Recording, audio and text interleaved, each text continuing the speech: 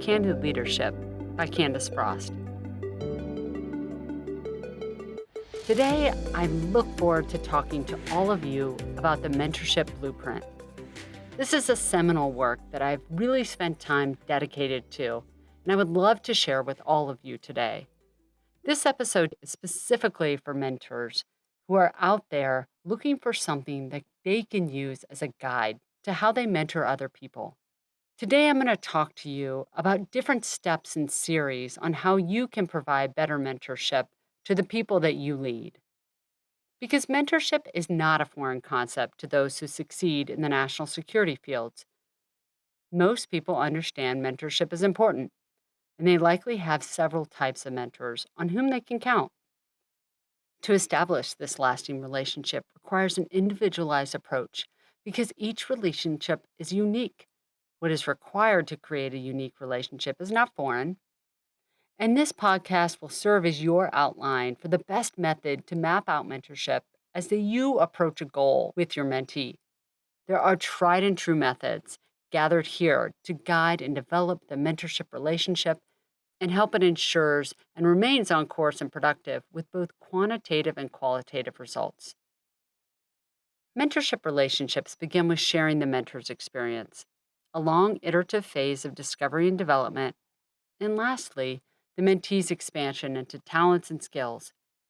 Following this blueprint and listening to this podcast, a mentorship relationship can reach new levels, elevate both members, and create lasting impacts. The pertinence of this stems from the necessity of mentorship. Approximately 3 out of 4 hiring officials say that job seekers should have a mentor with whom they can talk about whether their skills and experiences match those required for the jobs that match their interests. Unfortunately, only 40% of job seekers report having this source. Begin by sending a brief message of introduction of yourself. This message should be short, biographical, but just not only of work experiences, but also what you see as your strengths. This information will help the mentee assess what you, as the potential mentor, bring to the relationship. While doing this, consider what you want to get out of the mentoring relationship, because this is a two-way street. A mentor will not only take a mentee seriously if he or she is sincere in the search for mentorship, but also if they are not looking for a clone of themselves. You need to diversely mentor, because the best mentorship relationships take a mentee who is strong and makes them stronger. It is also true other great relationships are when a mentor seeks out someone who is struggling and knows that he or she has the strengths that can help the mentee. Offer to help coach someone in that regard brings value to your own growth and your leadership skills. So starting the connection is key. Begin by listening and telling stories. These don't need to be about work, but rather experiences that illustrate your values, your perspectives, and your biases. Place yourself in their shoes and understand sometimes a mentor can be intimidating, especially if you hold a powerful or influential position. Starting off can appear rocky because the mentee could be intimidated by the mentor. So stories about you or your experiences, particularly those about the mentee's age and their stage of life or career, can put a mentee at ease. This begins by starting with an understanding of whom you both are now and where you are in the process of development. Assuring a mentee that you are willing to dedicate the time is both meaningful and relevant. Historically, exemplar mentor relationships are bountiful. Bill Gates had Dr. Ed Roberts. General Dwight Eisenhower had Brigadier General Fox Connor. Steve Jobs had Robert Friedland. Elizabeth Taylor had Audrey Hepburn. Mentorship relationships exist across the entire work spectrum, and they are important because of their lasting impression on those who endeavor to serve in this role. Mentorship is different from sponsorship or championship. Mentorship digs deep and gets to the heart of creating individuals from what they are to what they want to be. So let's dig in. The discovery and development phase is the longest portion of the mentorship relationship because it follows an introduction and the established start of that relationship. You need to establish a framework that is necessary for future mentorship sessions. This framing helps walk you through several months of discovery learning. With a growth mindset as a mentor, this blueprint will assist you in easing the facilitation of a great mentorship relationship. Begin by discovering strengths and weaknesses. In any relationship, understanding what motivates someone helps to clarify how to work with him or her. In a mentorship, both players can optimize this time together by understanding each other's strengths. A mentor typically has a solid understanding of whom he or she is, and with this knowledge, how best to help mentees discover their advantages. In the information space, there are hundreds of personality tests or introspective ways to determine a person's best self. The recommended Strength Based Leaderships by Tom Rath and Barry Conchie is one of the best tools to use in a mentorship relationship because it decodes the strengths into usable approaches to discuss. Use the results to shape a plan forward with your strengths. In addition, there are 4 questions you can start with when working with a mentor and look at how they operate. The first question you can ask is, what are my strengths in the workplace? Here you can shape and discuss your mentee, whether they're good at planning, problem solving, thinking about problems, and moving towards a solution. The question can illustrate how they are in terms of tackling work. Question 2. What are my strengths in working with people? Find your mentee's ability to see themselves and how they deal with people in their interactions. Are they in their interactions? Are they a consensus builder, or do they relate to people on a one-on-one basis? If your mentee is the rare breed that brings people together and demonstrates a visionary approach, show him or her the advantage of the strengths. Number 3, what are my strengths in dealing with information? Mentees who are analytical in their process of information and detail oriented versus those who think about the big picture see the world differently. There are people who think creatively and work to dig into highly complex problems. Others like a linear approach with steps, sequence, and process. And the 4th question you can ask is, what are my strengths for influencing others? There are those who are simply drawn towards leadership and work to engage in their strengths. Others are more of an investigator and could use mentorship to see how this strength is important in many areas of a work environment. Some mentees have the strength to take a failing project and turn it into a raging success.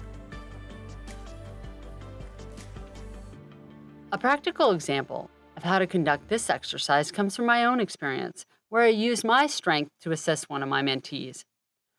With this mentee, our strengths were absolutely opposite of one another. I was able to appreciate his abilities, encourage him to proceed using the skills which he possessed rather than using the strengths which I found successful. For instance, my mentee's strength allowed him to theoretically make connections between what is and what can be. This strength of creative imagination was exceptionally useful in a very linear and hierarchical organization. Encouraging this strength allowed him to break from convention and utilize his creative ideas to solve very big operational problems within his organization. Understanding weaknesses is absolutely as important as understanding strengths. With mentors, you've got to dig to ensure they understand the entirety of whom they are and sometimes the unvarnished truth of where they've got a hole in their swing. To understand a weakness is to look at the flip side of a strength. For instance, one exceptionally motivated mentee had the strength of competitiveness and the aggressive nature to win. For my mentee, her win at all cost attitude developed a vengeance like drive, where seeing others as passive or a loser came up frequently in our discussions. The interplay to understand this weakness assisted this mentee in ratcheting down the negative comments about others and using her strength to achieve great things in her career. In essence, the steps my mentee took in this exercise prevented the potential development of a toxic leader. Next, you'll begin on building the authentic leadership. Once a mentor understands the strengths of a mentee, he or she determines the best way towards moving onward to the next step, sketching out the framework to help the mentee take the next step towards his or her goals. The use of the discussion of traits and the mentor's guidance provides the mentor with a visualization of what courage, character, commitment, respect, and integrity look like, and aids in their understanding of personal leadership development and vision. As you are mentoring, helping individuals discover building blocks to their leadership strengthens their foundations. During development, Mentees can discover examples of these traits succeeding or failing in their workplace. This aids in the development of their own vision of how they exemplify and explain leadership to themselves. Begin with courage. A wonderful definition by General Ann Dunwoody simply states that courage is having the guts to do the right thing for the right reasons. Courage is important in many areas. In the classroom and in the boardroom, courageous acts exist. An example of mentoring someone to understand acting courageously in the workplace occurred amongst leaders in the national security field. Courageously, an intelligence analyst articulated and clearly presented information to a policymaker that his decision was flawed. The pressure to stay in line was intense. But in this example, teaching a mentee how critical this input was demonstrated that courage occurs on and off the battlefield. Courage to do the right thing under pressure is an area best discussed before a mentee encounters that situation. The next leadership trait is character. The discussion of this trait should begin with the mentor using past examples. History is chock full of illustrations when a leader with the strength of character made a difference in the outcome of someone's life. Discussing the exemplary work of Thurgood Marshall and even Benjamin Franklin can pull forward decisions that your mentee might consider in life. Work to teach mentees to listen to people around them. One great exercise to use for mentors is to have them inquire about leaders in their workplace. Have them ask people who they deem in leadership positions why they are successful. When your mentee reports that people reference their time in the position or title, you can walk them through why referencing rank or longevity is an example of poor leadership and weak character. If a mentee has people reference their credentials, certificates, or education, they might be around moderately successful people, but not the best ones to follow. Your mentee is surrounded by great leaders of character when they inquire why these leaders are successful, and their leadership talks about bringing value to others and opening door for those they lead. Another leadership discussion to hold with a mentee concerns the trait of commitment. David Brooks in The Road to Character discusses continually asking oneself what's the most important thing and mapping it out like a business plan. The trait of commitment to achieving something greater than yourself falls in line with this strategy. Providing mentees guideposts works to help them see how they serve and lead their lives with purpose and meaning. It is not impossible to start exploring this question with younger mentees because it will uncover what they value. As a mentor, by listening, value is added through the explanation of your strategy and context from your own authentic development. As a mentor, by listening, value is added through the explanation of your strategy and context from your own authentic development of committed leadership. The trait of respect immediately brings to mind Aretha Franklin and her ability to turn one word into an epic song. It rings true today about the importance of respecting yourself and finding out what it means to your mentee. In the framework of leadership components, respect is critical to growing oneself and then applying to others. For instance, I've helped mentees understand respect by outlining with them what they hold as sacred in their lives. For instance, when I mentored people who are new parents, we often discuss the respect of this new massive change in their life. If they don't set boundaries and demonstrate to others what is sacred in their lives and ask others to respect that, then no one will. The demonstrable area of treating oneself and one's own time with respect provides a practical application of what's most important. Extrapolating this more broadly and respecting others is merely a reflection of this same effort. How you treat yourself directly plays into how you treat others. Therefore, if you're noticing a behavior in a mentee's life, both internal and external, where he or she needs to shift, it's incumbent upon you as a mentor to speak up. Walk your mentees forward to where that negative behavior, comment, or attitude might land them in the future, and discuss why they need to get rid of it. The last and most critical lesson you can provide your mentee revolves around the subject of integrity. If there is one area in which to dedicate a significant amount of time to, this is the area. One of the most desired qualities people are looking for in a boss is honesty. And having a strong ethical background can help you lead your mentee away from going down dark paths that would compromise integrity. When I began at the United States Military Academy at West Point, one of the bedrock principles drilled into us is that a cadet will not lie, cheat, or steal, nor tolerate those who do. This simply and clearly let us know that our actions would be held to this standard. It was a rather high bar in which to hold oneself, but when the culture met this expectation, it became the norm.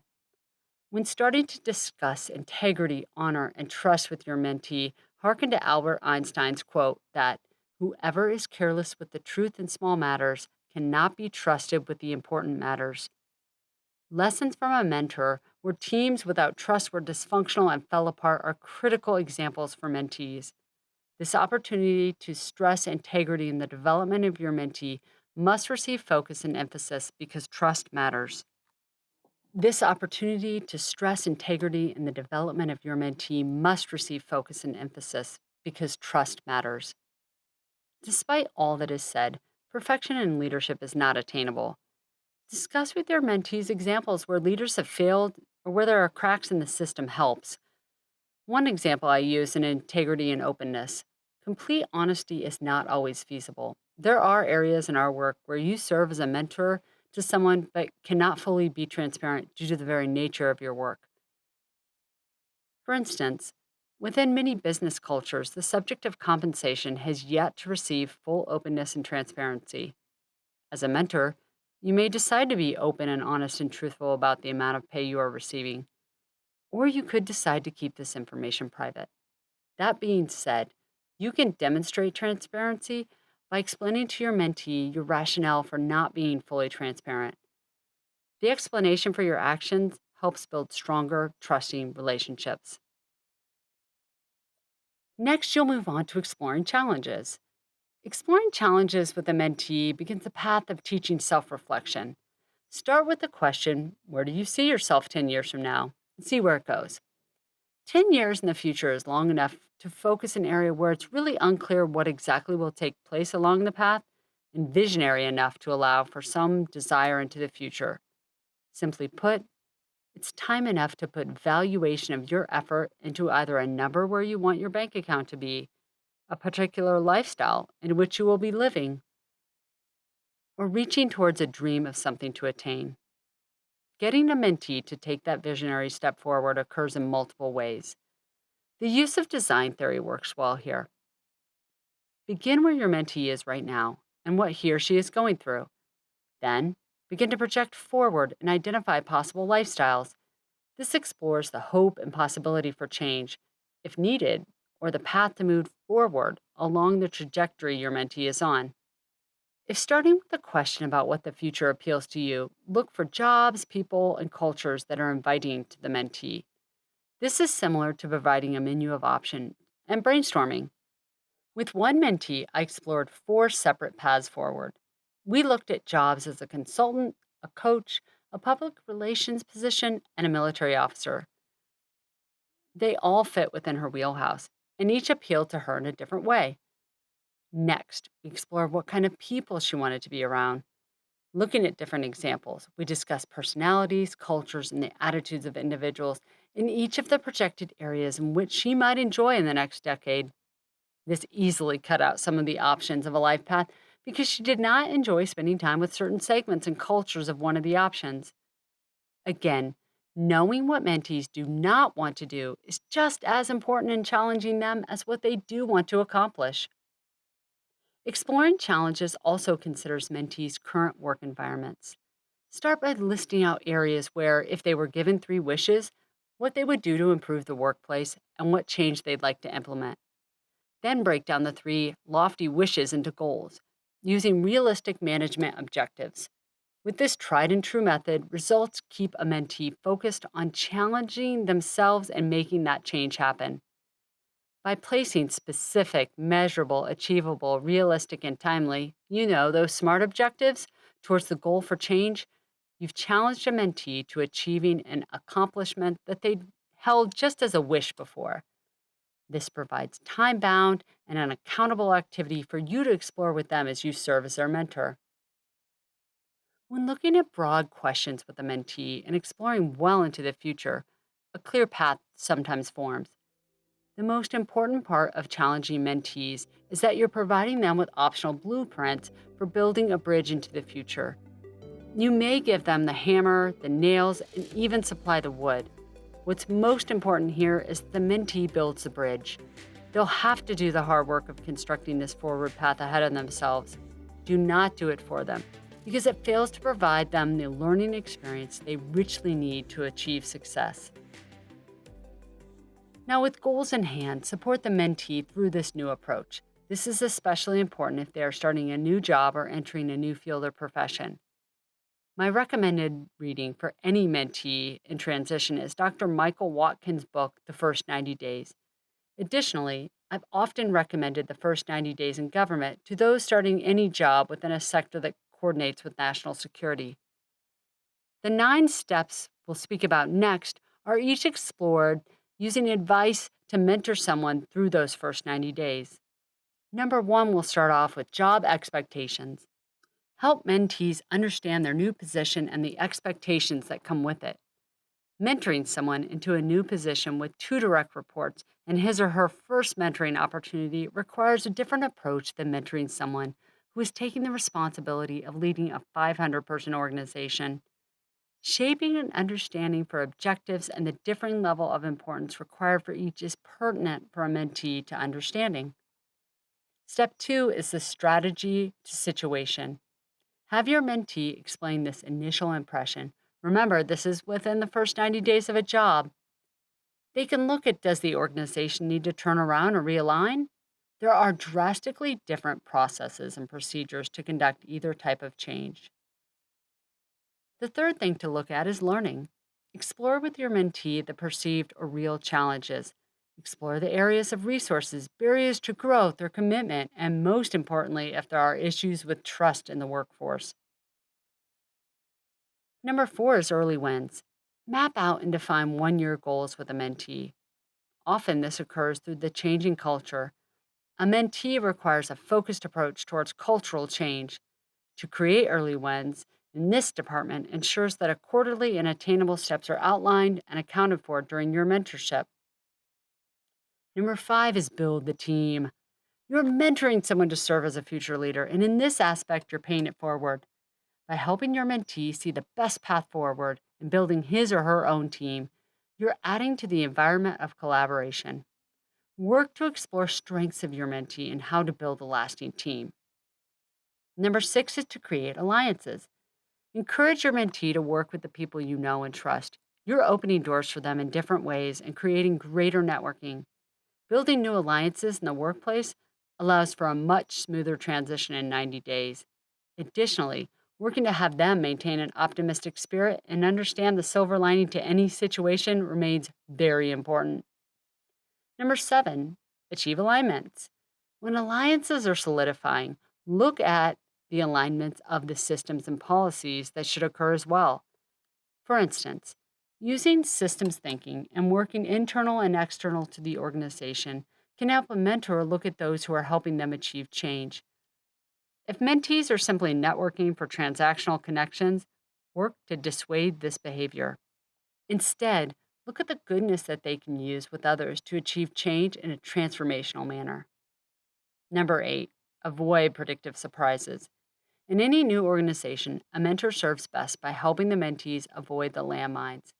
Having already attended the course at the School of Hard Knocks, a mentor understands the advice of ensuring deadlines are met and time is of the essence in the first 90 days.